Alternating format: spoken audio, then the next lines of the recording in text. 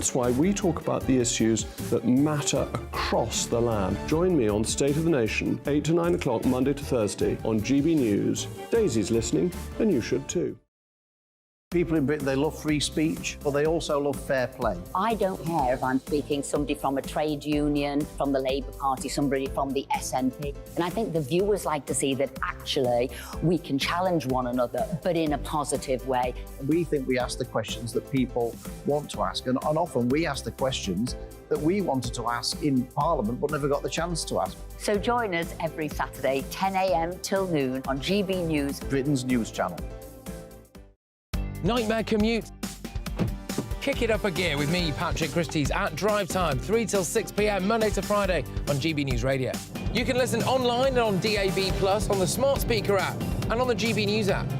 And if you've got an Alexa, all you have to say is, Alexa, play GB News. We're also on TuneIn and the Radio Player apps. From the school run to rush hour, get revved up with me, Patrick Christie's, on GB News and GB News Radio. First and foremost, I am a GB News fan, and I was before I was working here. Just love the fact that we're asking the questions that a lot of establishment media won't ask. With a bit of a twist, we not only want to inform you, but we want to keep you entertained. It's worth the drive because you get in and the team's all ready and waiting, they're itching to go, and it's a proper little family. GB News is the people's channel. It's the audience that makes the programme sing. We're giving our viewers and our listeners a voice. I see the thousands of your letters, tweets, emails, you name it, coming in. Britain is broken. How on earth did we get into this mess? But more importantly, how do we get out of it? The establishment had their chance. Now we're here to represent you. It's time for something different. It's time for GB News. I'm very patriotic. I believe in Britain. Our best days lie ahead. Britain's watching. Britain's watching. Join us here on GB News. The people's channel. Britain's news channel.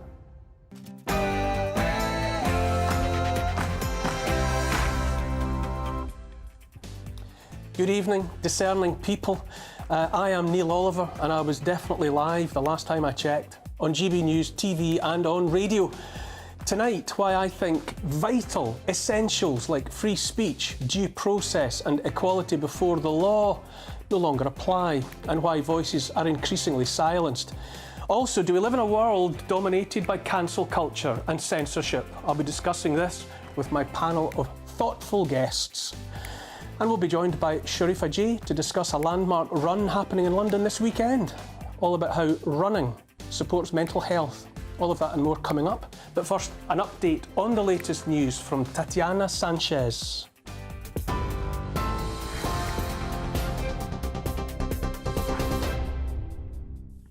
Neil, thank you and good evening. This is the latest from the GB Newsroom. A woman arrested after a Land Rover crashed into a prep school in South London, killing 2 children, has been rebailed until January. The 46-year-old was arrested at the scene on suspicion of causing death by dangerous driving. It happened at an end-of-year tea party at the Study Prep School in Wimbledon in July. 16 people were treated at the scene of the crash. Several, including a 7-month-old girl, were taken to hospital with non-life-threatening injuries. Boris Johnson has warned Rishi Sunak against delivering a mutilated version of HS2. The former Prime Minister says curtailing over costs were the height of insanity and desperate Treasury-driven nonsense. He's urged Prime Minister to deliver on the Tories' 2019 levelling up pledge.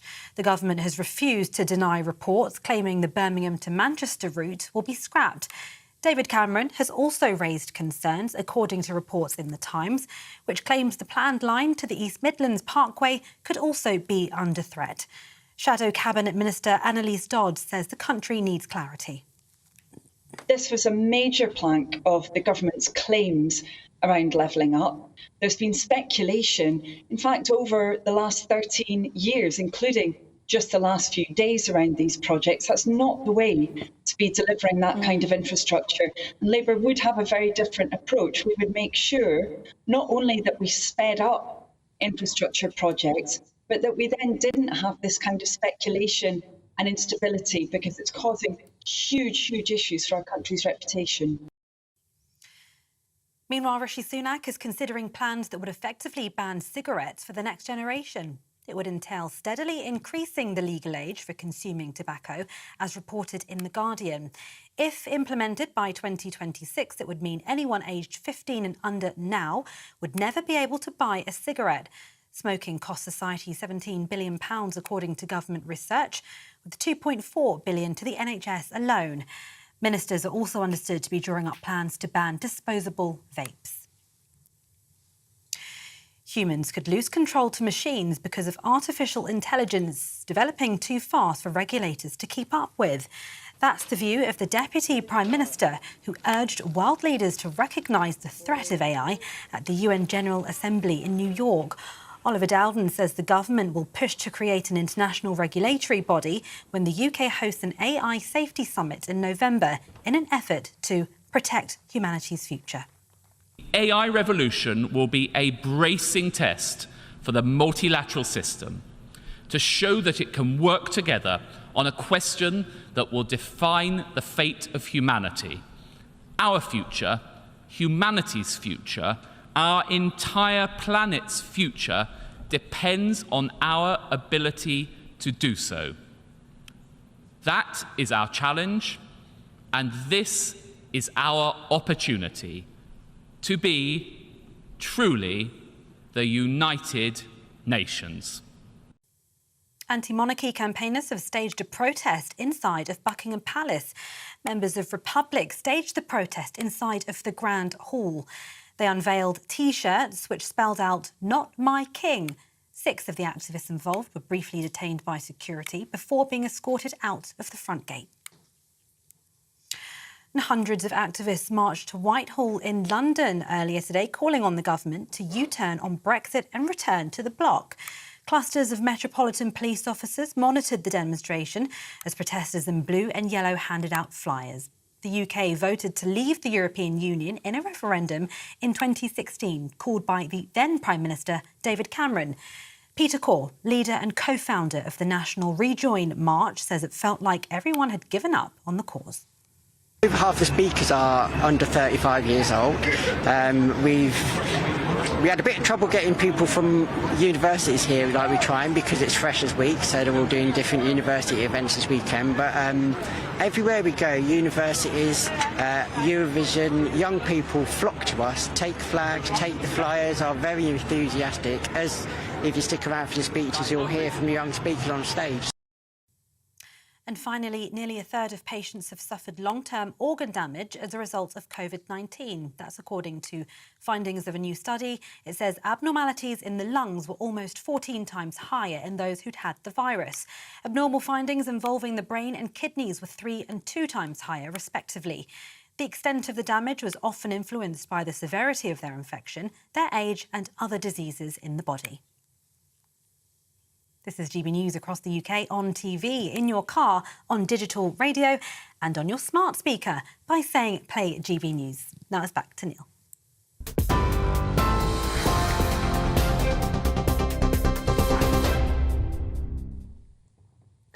It's time for those with their sweaty fists inside the sock puppets, those hollow things we're expected to believe are running the show, to fish or cut bait. Either those puppeteers grow some and have their puppets mouth the words once and for all that we live now in a dictatorship where niceties like free speech, due process and equality before the law no longer apply, or they accept what so many suspect, that they haven't got the necessary nerve to look us in the eyes and tell us what they really have in mind, and so back off. Them's the choices, as they say. While those puppet masters obfuscate, dissemble and distract, all the while polishing their fantasies in their Bond villain lairs, it's long past time for the rest of us, those that care about free speech and presumption of innocence and the like, to talk loudly and honestly, without fear of consequences, about what matters to all of us. Because the truth is, we're talking loudly and honestly about less and less. We're still not talking about all the harm done to our children on account of COVID and lockdown and the rest of the nonsense. We're not talking about those left dead or injured by the products pushed as vaccines. We're not talking about hundreds of excess deaths every day, month after month, of people young and old, now sick and dying of all sorts, because too many people don't even want to think about what they know in their hearts. We're not talking about the torrent of taxpayers' money flooding into Ukraine and into the bank accounts of warmongers and oligarchs and all the international villains of the day. We're not talking about that because people are made afraid of the names they will be called and action that might be taken against them if they question the narrative that enriches the few and sees to the slaughter of hundreds of thousands. We're also not talking about the blatant seizure and erasure of freedom, about the imposition of more and more surveillance. We're not talking about how a so-called online safety bill has metastasised in Parliament, legislation that empowers Ofcom and tech moguls to dictate what may or may not be posted online. We are to be gagged, digital hands clasped over our mouths. Among the overreach in the bill is government power to force companies to provide them with secret back doors into encrypted conversations so that privacy is at an end and the government and its little wizards can pry wherever they like, regardless of consent. Remember, we voted for none of this, not so much as a word of it. The online safety bill is a charter for eavesdropping with malicious intent, establishment snooping into yet another private place, an end to private conversations altogether. Not for the first time, I ask, who do these people think they are? Can it be only a coincidence that while the bill was passing through Parliament, backbench MP Dame Caroline Dinenage took it upon herself to use the power of the government she represents to try and choke off an individual's livelihood? We should be talking loudly about the fact she's married to a sometime high up in the 77th Brigade, the military wing of the propaganda war, still being waged against the tax-paying public, tasked with controlling the narrative. It's not just the authorities and the 77th Brigade doing the watching and seeking the silencing and the censorship. Their purpose is to drive division so that more and more citizens are tricked into doing the state's dirty work for them. More and more people are watching their neighbours, digital net curtains twitching in hopes of finding something they can use to do harm, as often as not to people they've never met and don't even know. The authorities are willfully arming and encouraging the mob, and that always ends well, as history shows.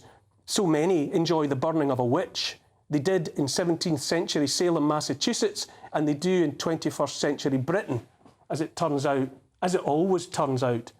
We're also not talking about an energy bill MPs passed this month by a huge majority that empowers the state to kick your door in if you're not obeying every diktat of the green agenda and net zero and the rest of the suicide note written on our behalf by the zealots pushing what I call the climate hoax. Legislation that imposes more severe penalties for lighting a wood-burning stove than for attacking a stranger in the street. We're not talking about the overmighty Parliament displaying blatant contempt for the people, you and me, that they're paid and sworn to serve. Instead of talking and shouting like we should be doing now, we're increasingly smothered by a blanket of silence, woven of fear of the consequences of speaking up and speaking out. That fear is the key locking us inside a cage that otherwise does not exist. I say we're not talking loudly enough about any of the things that matter. And we all know that that's plain wrong and will be our undoing if we don't change our ways. I say those in authority taking these draconian steps are labouring under the misapprehension that they're clever, cleverer than all of us. I say they are in fact stupid, or at least stupid clever, by which I mean that lethal condition afflicting those who believe they're clever when in reality they're dumber than dirt. I say too many of those in authority are arrogant most of all, and that arrogance is the handmaiden of ignorance, and that in the final analysis, where the reckoning is made, they are ignorant of what it means to be human and alive. Again, I say it's never about what they say it's about. Online safety is sold as protecting children. If they or anyone in authority cared about children in the online world or the real world, they would talk about child trafficking. They would release the Epstein client list.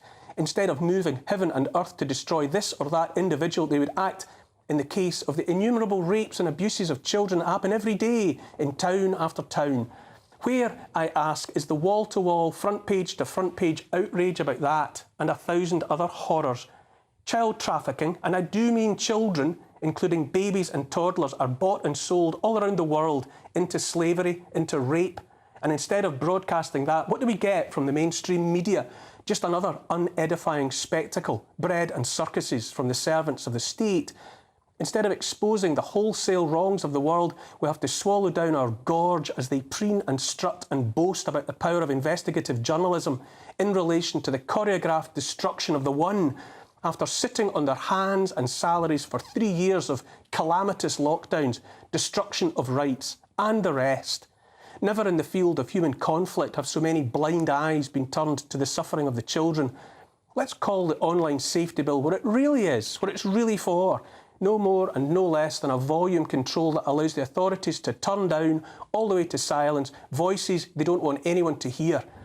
Speaking for myself for a moment, I know my every move on social media is watched in hopes of weaponising it. I still don't bother to check what other people follow, what they click their like buttons about, or why, but unknown numbers watch me round the clock with nothing but mischief and harm in their hearts.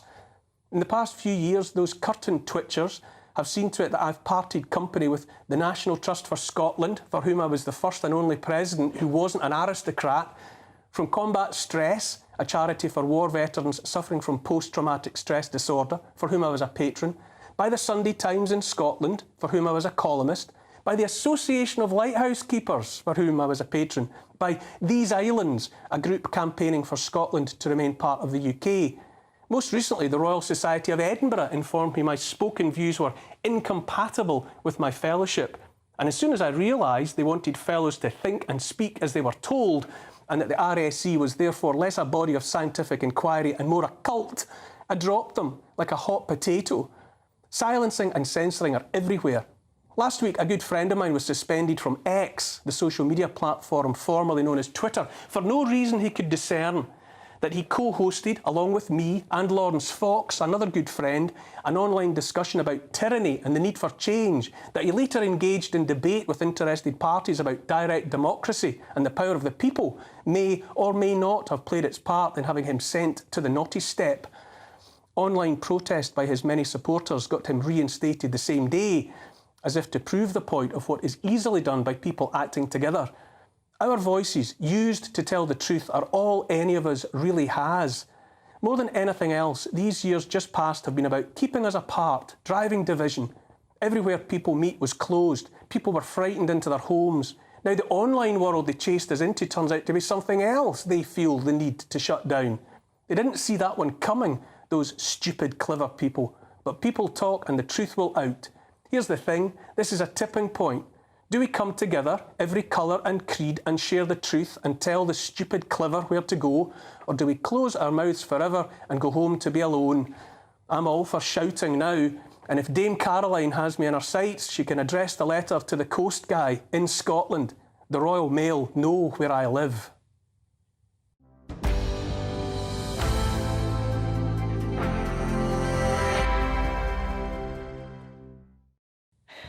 Joining me tonight throughout the show, Tonya Buxton, political commentator and author, and Narinder Kaur, broadcaster and social commentator. Welcome to you both. Thank you for having us on. Narinder, I'll come to you first. I think we're in danger. I think our freedom is under threat as never before. What say you? I think when you use things like our freedom and censorship and all of that, I think you are disrespecting alleged rape victims, and it's diluting their voices. And I think that's very dangerous, and I don't like it. Because when you come across and saying, well, Brand's been censored and he's been stopped and it's because he's outing all these people, his victims have got a voice, his alleged victims, by his own saying in his books. Have you read his books? Mm-hmm. He treats women despicably. Yes, he treated women despicably. And he has repented for that. That doesn't make it right. It doesn't. But the big word is alleged. It doesn't. Well, no charges, though. No charges. We have to have due process, or where are we? But you see, I still think that therefore you're almost coming across as a rapist apologist or a Brand apologist. Oh my goodness, Narinder, no, sorry. One minute, let me finish. Let me finish. You quickly. can't sit there and say, well, they're being censored and it's due process. Of course, we all believe in innocent before guilty. However, rape charges don't, less than 2% make it to a court case. Therefore, do you have no responsibility? There are no charges. Do we have? Exactly, Narinder, there's no charges. May I speak now? May I speak now? The point is, it's all alleged. It is all alleged. And you're right. The police do a rubbish job when it comes to taking rape charges and processing them. They've treated the victims badly. But in this situation, and you should know better. You are a mother of both sons, a son and a daughter. So somebody knocks on your door, some girl knocks on your door and says, your son raped me. You say, well, off you go then. Off you go. Otherwise, if you doubt her, and you know your son, I know my son, you know your son wouldn't do that. However, and if you doubt her, you are what? What you just accused Neil of. Well, no, but then what if my daughter is 16 years old and some 30-year-old man comes up to her and tries her on and tells her to sit in the back for 2 hours? Would you take your daughter? Either. Please, those parents drove. If a girl, taxi driver, the driver drove her. We've got to be very careful about we're talking about we're talking there about the alleged details of something which has yet to be investigated by due process. What I am saying is that each one of us is entitled to process and presumption of innocence. He's entitled and if to you that. step into a world where that is set aside, and he will be any one of entitled us to that. is liable to guilt is liable to conviction by allegation. However, that is wrong. However, Neil, rape victims, alleged rape victims, also find it very difficult to speak out. And actually, it takes the media. Harvey Weinstein, it was the journalist that brought him in. I will not have you It was journalists who brought him in. I will not have you. Why? I will not Why? have you comparing it. Tonya, because you know what? I'm a bit older than you, and I was out in the noughties. I was in Big Brother. I was in that scene. I saw those girls throwing themselves at young men. No, I saw it. You've got no two one daughters. Was throwing themselves at Harvey Weinstein. Okay, I need to step in here. I need to step in here. But you cannot talk about victims. You cannot talk about victims.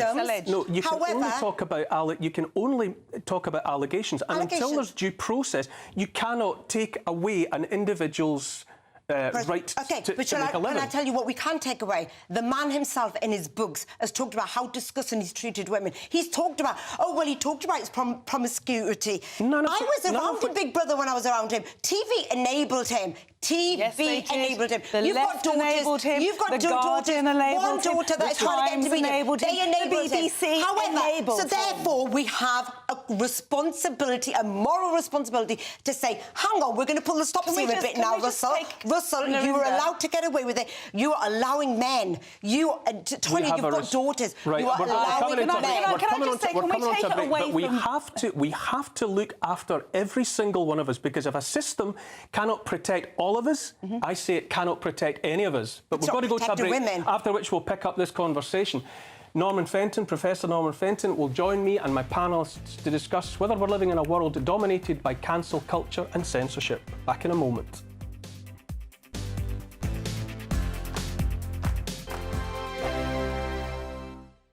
What you get for breakfast is something that, if we do our jobs right, you will wake up to news that you didn't know the night before. It's a conversation. It's not just me and Eamon. We want to get to know you, and we want you to get to know us. From 6, it's Breakfast with Eamon and Isabel. Monday to Thursdays on GB News, Britain's news channel.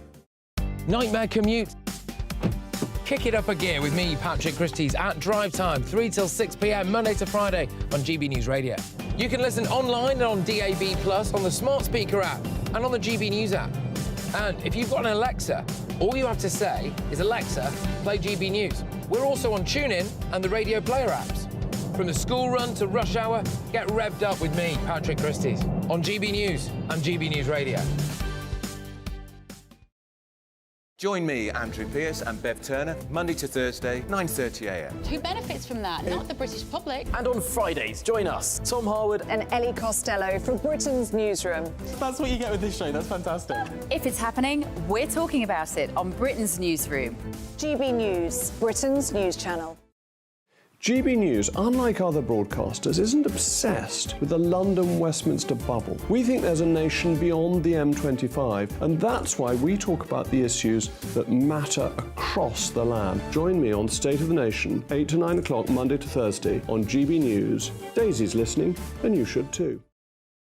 People in Britain, they love free speech, but they also love fair play. I don't care if I'm speaking somebody from a trade union, from the Labour Party, somebody from the SNP. And I think the viewers like to see that actually we can challenge one another, but in a positive way. We think we ask the questions that people want to ask, and often we ask the questions that we wanted to ask in Parliament but never got the chance to ask. So join us every Saturday, 10 a.m. till noon on GB News, Britain's news channel. First and foremost, I'm a GB News fan, and I was before I was working here. Just love the fact that we're asking the questions that a lot of establishment media won't ask. With a bit of a twist, we not only want to inform you, but we want to keep you entertained. It's worth the drive because you get in and the team's all ready and waiting, they're itching to go, and it's a proper little family. GB News is the people's channel. It's the audience that makes the programme sing. We're giving our viewers and our listeners a voice. I see the thousands of your letters, tweets, emails, you name it, coming in. Britain is broken. How on earth did we get into this mess? But more importantly, how do we get out of it? The establishment had their chance. Now we're here to represent you. It's time for something different. It's time for GB News. I'm very patriotic. I believe in Britain.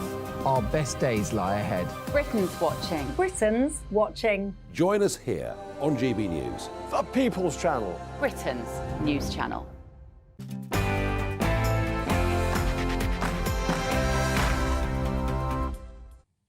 Welcome back to Neil Oliver Live. If the week just past has taught us anything, I'd say it's that cancellation and censorship of the individual are going from strength to strength. Freedom-loving people are continuing to ask questions about due process, about presumption of innocence in the case of individuals accused of wrongdoing. My first guest tonight is Professor Norman Fenton, a mathematician, a specialist in risk, who might be able to focus our attention in what is a very broad area of debate. Thank you, Professor. Thanks for having me on. What about my contention that state censorship is on the rise? Yes or no?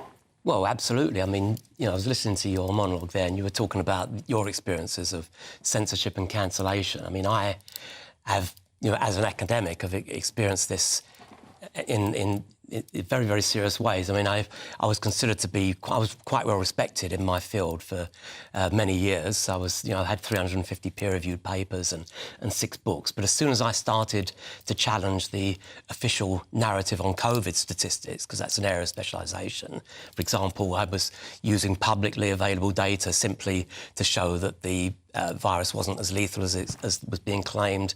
The lockdowns weren't effective and they were actually catastrophic in their effect, and the vaccines weren't as safe and effective as being claimed. I was basically cancelled. I was, I was got at on social media. I was called a rabid misinformation merchant, and I was basically, I was shunned by my academic colleagues and cancelled in a similar way to what you were saying. So I'll give an example.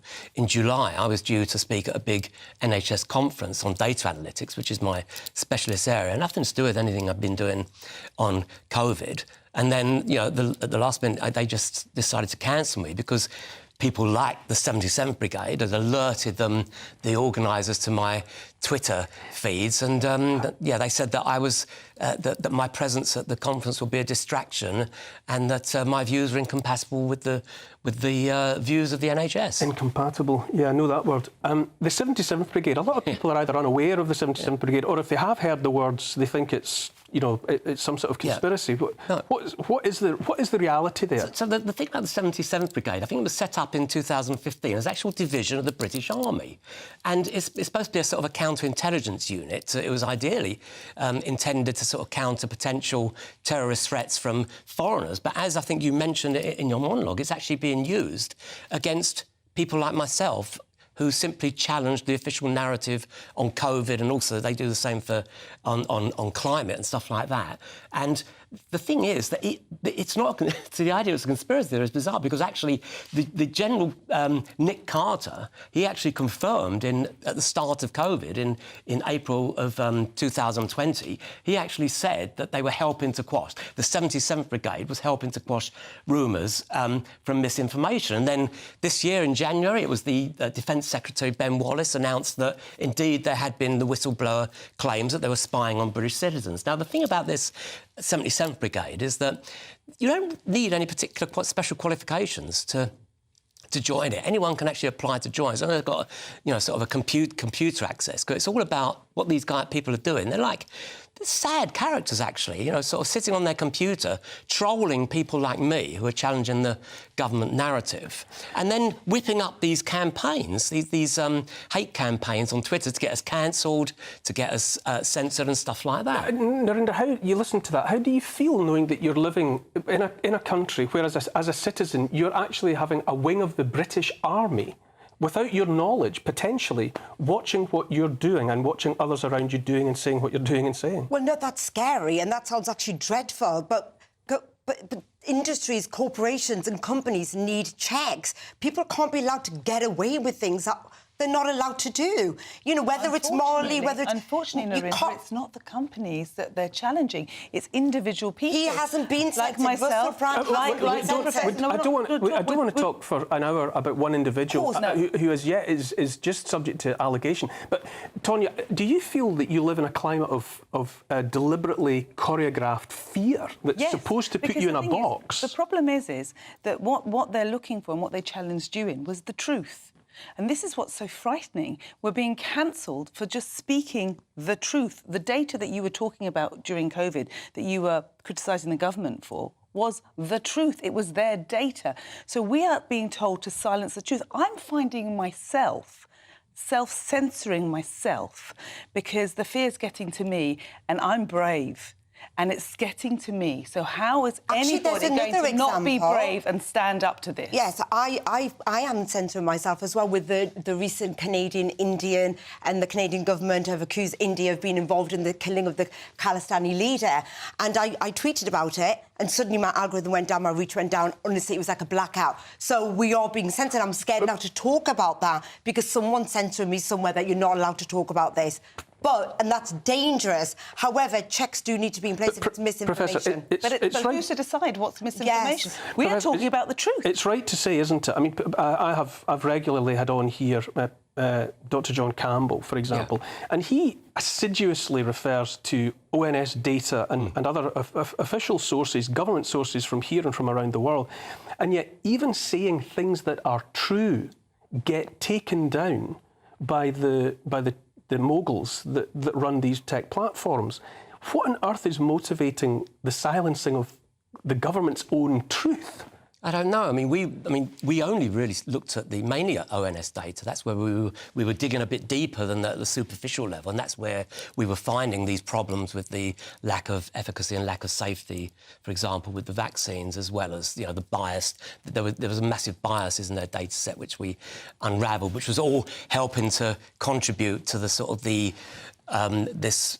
Basically the wrong message, the wrong narrative about what was really going on there.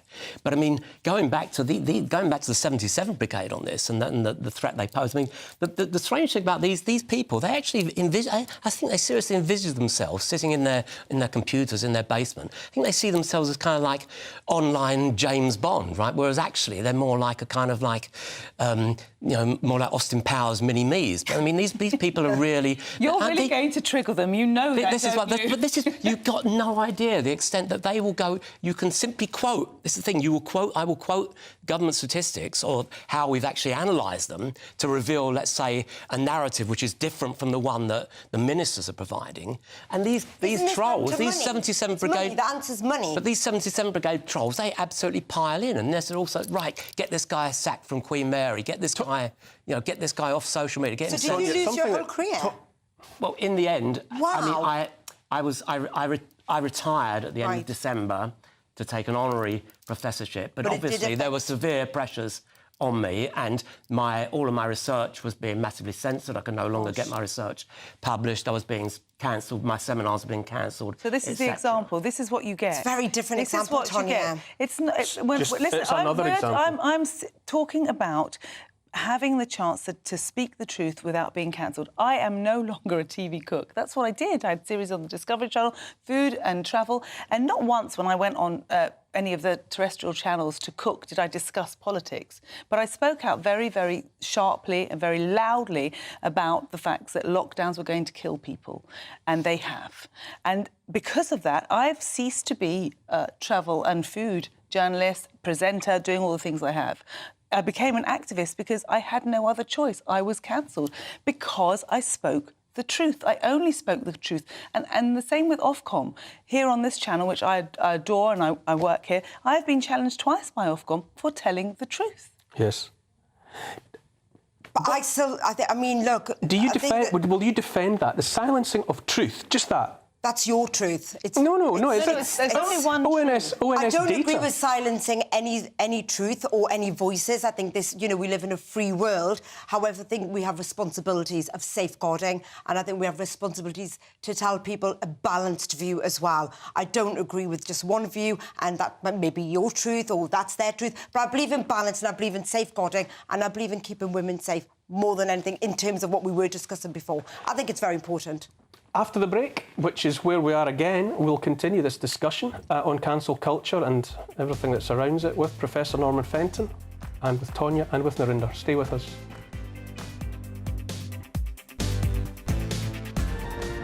Looks like things are heating up.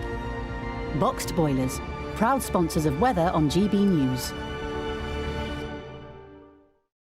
Hello there, welcome to your latest GB News weather forecast. I'm Craig Snell. Well, looking ahead to Sunday, a very different day compared to today. Spells of heavy rain, especially across the northern half of the UK. That's all courtesy of this area of low pressure. It will move the area of high pressure away towards the continent, giving a very unsettled day for some of us. May hang on to the largely settled conditions at times across the southeast. But as we go into tonight, you can see this area of rain gradually working its way eastwards across many parts of the UK. Heaviest the rain across Scotland, the southeast just remaining largely dry with the clearest of the skies. But for all of us, a milder night than last night. We will see lows falling not much lower than around 10 to 12 degrees. But we do start Sunday off on a rather wet note across parts of Wales into the Midlands. This area of rain will gradually work its way northwards as we go through the course of the day, turning quite heavy for parts of Northern Ireland and Scotland. A thoroughly wet afternoon to come here, but it will turn brighter and drier across the south. So some sunshine to end the day here. Feeling quite warm, 21 degrees down towards the southeast. Elsewhere, the temperature's tempered somewhat by that strong wind. Into Monday, the overnight rain clearing, really leaving a mixture of sunshine and scattered showers. Some of the showers potentially quite heavy and thundery across the northern half of the UK, with the best of the sunshine down towards the south. But the unsettled weather is set to continue as we go into next week, potentially turning very wet and windy on Wednesday. Looks like things are heating up.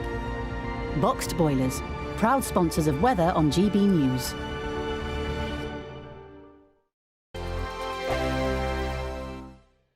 The Live Desk with me, Mark Longhurst. And me, Pip Thompson. It's here Monday to Friday on GB News. From midday, we'll bring you the news as it breaks, whenever it's happening and wherever it's happening, from across the UK and around the world. Refreshing, feisty, but with a bit of fun too. If it matters to you, we'll have it covered on TV, radio and online. Join the Live Desk on GB News, the People's Channel, Britain's news channel. So Jubes and Kerr, we tackle the issues of the day with real, robust debate, both sides of the fence, battling it out with me in the middle with my forthright opinions and views. And often really interesting things happen because you start with a position and then by the end of the debate you find actually, well, I might not have thought about that one. What we need in this country is 2 new political parties. You should maybe think about doing a 2024 calendar. I'm Michelle Dewberry and I'm keeping you company right through until 7 o'clock this evening. GB News, the People's Channel, Britain's watching. Monday to Thursday, 9 p.m. till 11 p.m. Join me, Dan Wootton, for 2 hours packed full of unfiltered opinions, unique takes and fiery debates. I guarantee you blockbuster guests and exclusive reporting with no spin, no bias, no censorship. I think there is a culture of collusion, quite frankly. And no reason to go to bed. That's Dan Wootton tonight on TV, radio and online. Monday to Thursday from 9 p.m. till 11 p.m.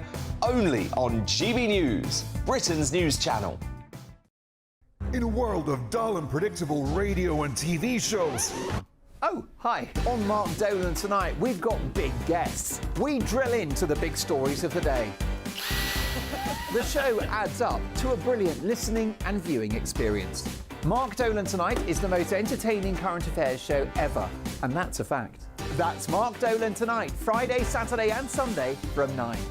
Only on GB News, Britain's news channel.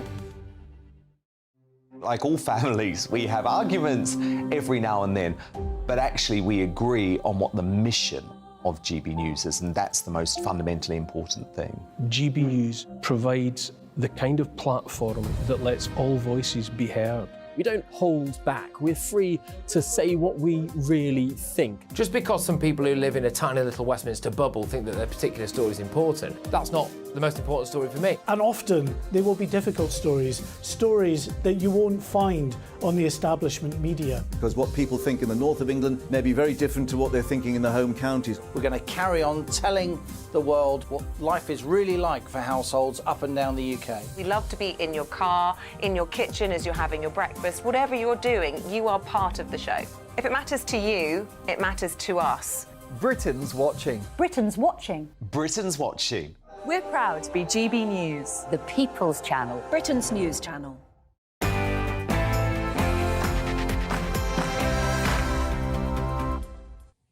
Welcome back once more to Neil Oliver Live. I'm still with Professor Norman Fenton and my panel, Tonya and Narinder, to continue this conversation.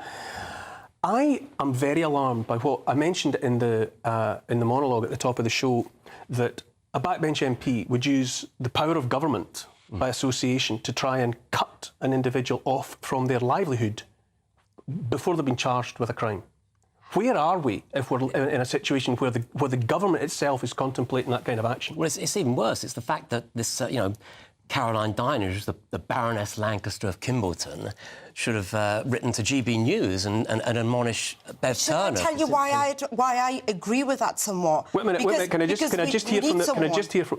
Carry on your thoughts. But she was simply admonishing Bev for simply expressing her views, and I saw the interview. There was it was Andrew Pearce was putting the other side of it. So it seemed like to me that was a perfectly fair debate, and Bev was perfectly within reason to express her views. But again, it's interesting. I mean, you mentioned itself. Who is her husband? It's Mark Lancaster, the Baron Lancaster of Kimbleton, and he is the guy who was the deputy commander of the 77th Brigade. Again, as we'd mentioned at the time when they were basically instigating these. But you know what's really worrying is that it's not uniform.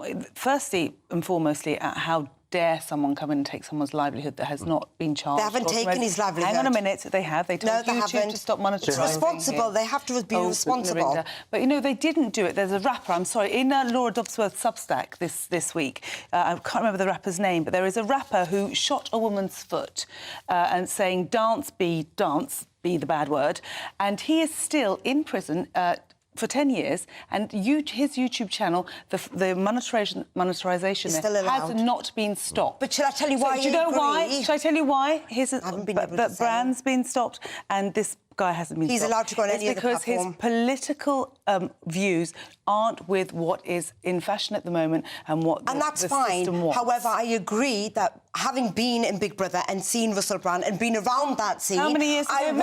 Doesn't matter how many years ago, because back then I suffered a lot. And I wish... Tonya, let me speak. But just tell me it doesn't matter, because at the end of the day, I was not protected, and I wish I had a government body, because the police weren't going to do anything, let's be honest, and I wish I had a government body to say, hang on a minute, this industry, the media, the TV, on enabling possible sex offenders, and definitely, I wanted protection. Women need protection. That has to be kept entirely separate from what I say is the burgeoning issue, which is you cannot, I say, cut someone off from a way to make a living when they haven't been charged, far less convicted of any crime. You can hold whatever opinion you want. It's not a human right to have a YouTube channel. It's not a human right to have a YouTube channel. It's not about human rights. And they haven't stopped him. He can still put up videos. And he's found another platform. Anyway, but at the end it mustn't be always about this one individual that we keep coming back to. It's what's going on in society at the moment.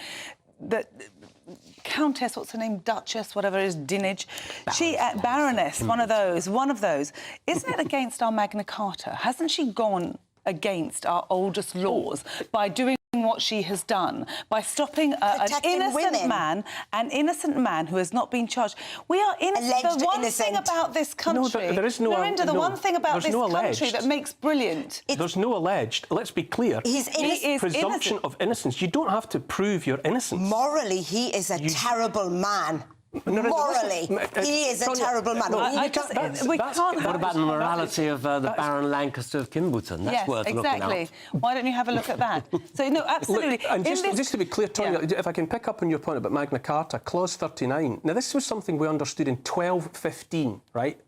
No free man is to be arrested or imprisoned or deceased, that's to be dispossessed, or outlawed or exiled, or in any way ruined, or in any way ruined, nor will we go against him except by the lawful judgment of his peers or by the law of land. It's irrelevant what you think of... Do you think he's been ruined? He's still out there. He's still doing videos. He hasn't been arrested. Why don't you ask Cliff Richard and Paul? Why don't you ask Cliff Richard and Paul Gambaccini whether they're ruined? Well, ask Harvey Weinstein's victims if they were ruined. That these innocent men who were trialled by media have been ruined. Come back to the Professor. How do we reclaim common sense here? The presumption of innocence, insisting on due process. What are the?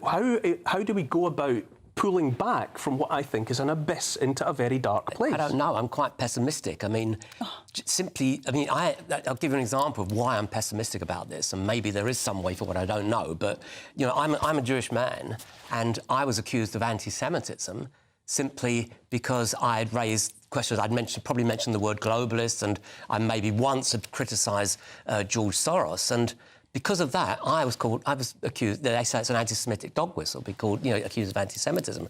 And the same thing happened, you know, with Andrew Bridgen. I was happy to put out a statement supporting him just because he simply mentioned the Holocaust and the harms from the vaccines in the same speech. Don't you think that... So the thing is, so we have to say no. That these are the. We have to actually highlight why these are not. It's not reasonable to make those kinds of links and actually laugh at the people. How ridiculous it is. But that's what they're do, accusing people like me, of all people, of being anti-Semitic. Because they're wrong. What they then do is they other us. They call you anti-Semitic. Miranda calls me anti-woman.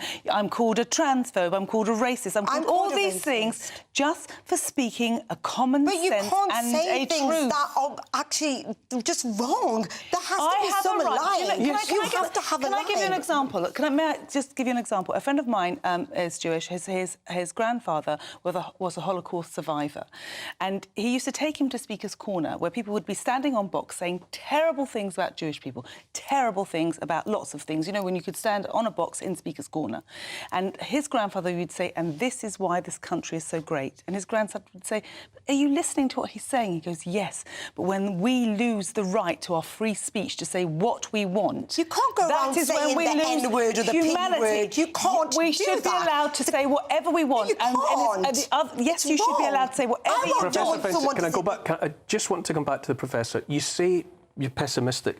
Is it possible that you could end on an optimistic note? Because I would like to think that based on what you've studied and what you have understood about the situation, that you can point in the right direction. Yes, I think more people are waking up to the fact that the whole narrative over COVID, and increasingly, you know, the COVID. I always said the COVID lockdowns were always going to lead to the thirst for sort of climate lockdowns with the net zero stuff. I think people now are realising that they were sold a lie on a lot of these things, right? I mean, I was on the rally today, the Freedom March rally, where I think people who, you know, two or 3 years ago wouldn't have been on that, because they've been awoken by things like the 15-minute cities, the ULEZ.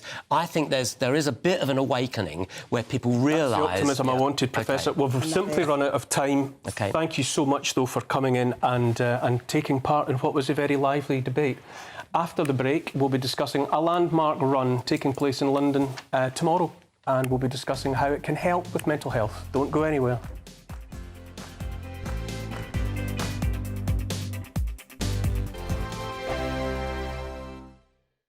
Monday to Thursday nights on GB News. At 6, it's Dubes & Co. 7 o'clock, Farage. At 8, join Jacob Rees-Mogg. And at 9, Dan Wootton Tonight, followed by Headliners. On TV, radio and online. This is GB News. Now then, Lee Anderson here. Join me on GB News on my show, The Real World, every Friday at 7 p.m. I'm not eating bloody cat. Are you Delicious. mental? Open your mouth. OK, here comes a train. Reminds me of the scene in Singing in the Rain. Adam, is that a good one? Whoa! Join me at 7 on GB News, Britain's news channel. Join me, Camilla Tominey, on Sunday mornings from 9:30, taking the politicians to task and breaking out of SW1 to see how their decisions are affecting you across the UK. Bursting the Westminster bubble every Sunday morning, only on GB News, the People's Channel. Britain's watching. Join us every night on GB News at 11 p.m. for Headliners, which is 3 top comedians going through the next day's news stories, which is exactly what you need, because when the establishment has gone crazy, you need some craziness to make sense of it. So join us 11 p.m. every night on GB News, the People's Channel, Britain's news channel. I'm Andrew Doyle. Join me at 7 o'clock every Sunday night for Free Speech Nation, the show where I tackle the week's biggest stories in politics and current affairs with the help of my 2 comedian panellists and a variety of special guests. Free Speech Nation, Sunday nights from 7 on GB News, the People's Channel, Britain's news channel. Every Sunday from 11, join Michael Portillo. There will be topical discussion, looking at the week before and the week to come. So kick back and relax at 11 a.m. on Sundays on GB News with me, Michael Portillo. GB News, the People's Channel, Britain's news channel. I joined GB News because I was sick and tired of not hearing my views being represented, not just mine, but so many people that I knew and spoke to. I just couldn't get my voice out there. I couldn't say anything, I couldn't do anything. Whatever the narrative was, I kind of had to follow it. GB News is there to provide a voice for those who have been ignored by the establishment media. We think different things, we've got a different style. GB News is here to be optimistic and positive about the future. It's real kind of dynamic and flowing, with the audience very much at the heart of it, like a big family. Here at GB News, we talk about the things that matter to you. Hearing the voices from right across our towns and cities, especially our towns. All sides of the argument represented with a heavy dose of opinion. We're on a mission here to make a difference. And the GB News family really is here for you, and whatever time of day you can watch or listen. Britain's watching. Britain's watching. We're proud to be GB News, the People's Channel, Britain's news channel.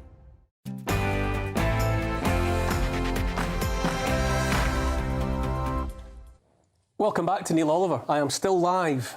Tomorrow we'll see thousands of people, hopefully, taking part in a 10-kilometre run through London that's all about boosting mental health, really, all about well-being. More and more of us have learned over the years just past that getting outside and walking or running is a dose of natural medicine. My final guest tonight is Sharifa J, who helps people take positive steps towards feeling better about themselves and about life. Thank you so much for being here. Thank you for being here. I cannot let this slide by without confessing on your behalf that you thought you were coming to a radio studio and you didn't know you were going to be on the telly. No one tells me anything in my world. Thank you very much. I just got off the Hammersmith and City line. I ran here because I thought, it's fine, I'll just read my points from my phone. You can't have your phone on telly. No, well, you can't. No, you can, but not Are you more prepared for tomorrow than you were for coming into the TV studio? Are you ready to go the distance? Honestly, no. Honestly, no, I'm not. But I am mentally prepared, yes. Physically prepared, probably not as much as somebody should be for a 10K, but this is the most important thing we have to remember about tomorrow's race. And tomorrow's race, the wave I'm going to be in is Run to Overcome. And it's a wave designed to run for your head and your heart, your mental health and your wellness. It's just about community and movement and actually just not looking at race times and remembering we all get the same medal. Why does something like a run, for example, help? What's the connection between doing that and the inevitably feeling better that I think we can all agree we get? I think we all know that movement's amazing for us. No one ever goes, I really regret going on that walk. I really wish I didn't do that exercise today. Every time I go for a run, as hard as it is to get those trainers on and get... You know, when I finish that run, I feel amazing. Exactly. Every single time. Exactly. So you feel incredible, and that's what it's all about. And I think that the London Marathon and Vitality are doing an incredible job at encouraging more people just to get involved in sport. And that's very much kind of my background. I actually started as a plus-size model and really got into sport in 2019. I did a big run in my underwear with a bunch of women. And deliberately? Very much deliberately, of course. It was a hot day. You know, we had an amazing time, and it was women of all different shapes and sizes and abilities all coming together to do this race. And it was an incredible day, and still to this day we remember it. And it's a big, important reminder that movement is so much more than the size of your body, what you look like, what your ability is. It's your cardiovascular health. It's not about Tonya, you know all about this aspect I do. life. You know, I have a very, very fit husband, and who looks amazing. He's nearly 60 years old, and the reason he is like that... Hopefully he's watching, by the way. The reason he is like that, and he won't mind me saying, is that when he was younger, he did suffer from depression, and he was very lucky that a psychiatrist told him, run through it, run through it. And so he did the sports therapy in order to help his mind, and that's why he does it. It's now being proved again and again, isn't it, that medications will always have side effects, but if you take exercise in to kind of help you get through the fudge, through those blue times, you can't feel bad when you're walking through a forest. It makes you feel better. You take in the air, and it affects your brain and your mental health much more than, maybe taking a medication. They're not quite sure how they work. So I think it is the way forward, and what you're doing is brilliant because it's getting people to interact.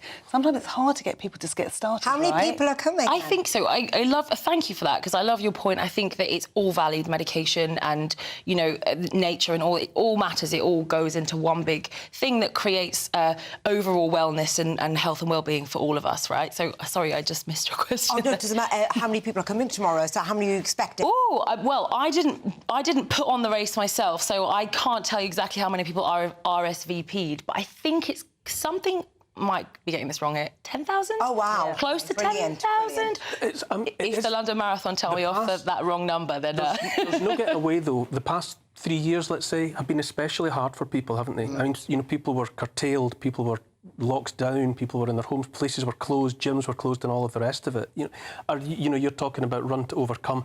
So many people were set back a long way, weren't they? And have a long way to come back to any kind of normality. 100%. It's been an incredibly difficult time for all of us, and I think it would be... I think we've actually stopped talking about how hard it's been. The lockdowns are over, and the pandemic is sort of, seems like it's kind of eased off, and we're not really in that position anymore. But what has been the aftermath? And I'm an ambassador for the mental health charity Calm, which is a suicide prevention charity, and I know that there's been lots of increase in suicides in young women, for example. That's kind of the newest bit of research that really? Calm Why? sort of put out. Why in women? I'm not sure. I can't speak on the exact reason, but I know it has some. But people have said correlations to social media, and it started during lockdown. It's continuing. Yes. The thing is, it didn't just stop, and that's why we mustn't ever forget what happened to us then, because it hasn't just stopped. It's continuing, and that's why we need ambassadors like you to keep speaking up about what happened then. And must my never happen preoccupation again. is children. What was done with children that couldn't go to school, that were learning from home, and all of the rest of it. I think children were set back years, and it will be years before we get them back. I think it's been an incredibly difficult time, and movement is just one really simple thing we can all do. We can all do it together. We can do it in whatever way, and this is the important thing about the Vitality 10K is you can run it, you can walk it, you can jog it. You can't take an Uber. Simply run out of time. We've simply run out of time. I just have to stop you there. That's it from me. Thanks to all my guests. Thank you for that. That was lovely. Thank you very much. And to Tonya, and to Narinder, and to Professor Norman Fenton. Next up, the Common Sense Crusade, and all being equal and all God willing, I will see you here next Saturday.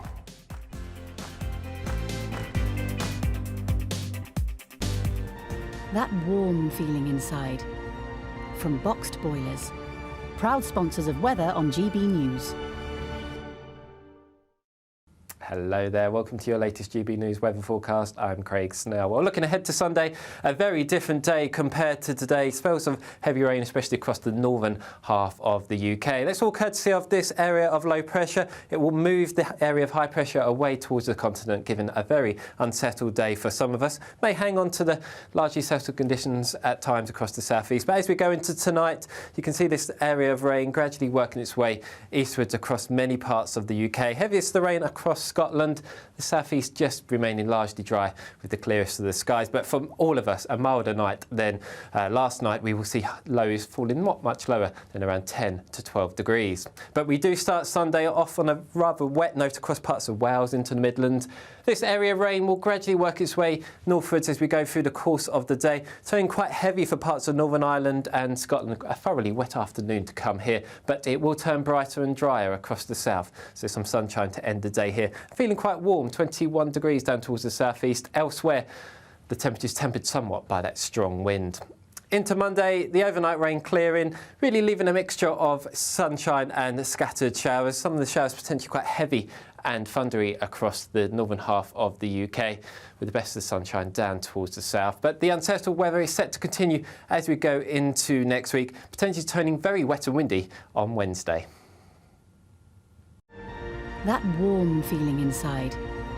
From Boxed Boilers, proud sponsors of weather on GB News. What you get for breakfast is something that, if we do our jobs right, you will wake up to news that you didn't know the night before. It's a conversation. It's not just me and Eamon. We want to get to know you, and we want you